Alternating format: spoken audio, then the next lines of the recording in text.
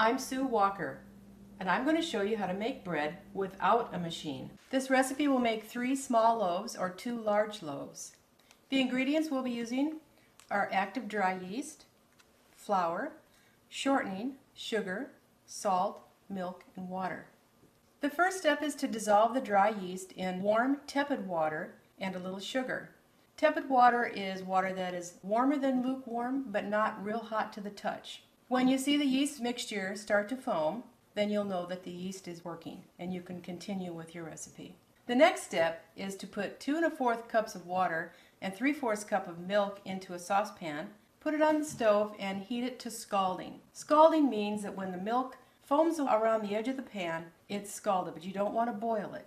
After the water and milk is scalded, add 6 tablespoons of shortening, 6 tablespoons of sugar, and 3 teaspoons of salt. Mix that together until it's melted, and then put it aside to cool. After your mixture is cooled to lukewarm, then you can add the yeast mixture. You add the yeast, and then you stir it together. Okay, we're ready to add our flour. We'll start out with about 3 to 4 cups, and I use a mixture of bread flour and regular white flour. Mix in enough flour until it's too thick to stir.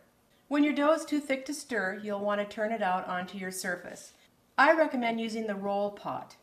Before putting your dough onto the roll pot, you'll want to put the rest of your flour into the middle of your surface, and then pour your dough into the flour. And using your hands, you'll want to knead that flour into your dough, and you just keep kneading and kneading and kneading until the flour is gone. And when your dough is elastic and not sticky to your hands and not sticking to the surface, then it's ready. If it's not, you'll want to add a little bit more flour until you get that right consistency.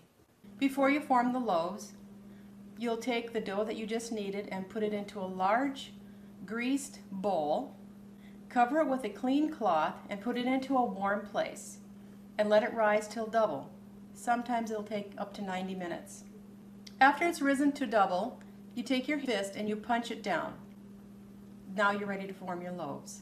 Take your bread pans and you spray it with cooking spray, some kind of a baking spray, and then you take your dough and you divide it into either 2 or 3 sections, depending on if you want large loaves or small loaves. Using your hands, you take the dough and you form it into a long roll to fit the pan. After you've formed your loaves, you will let rise until it's double or into the shape you want.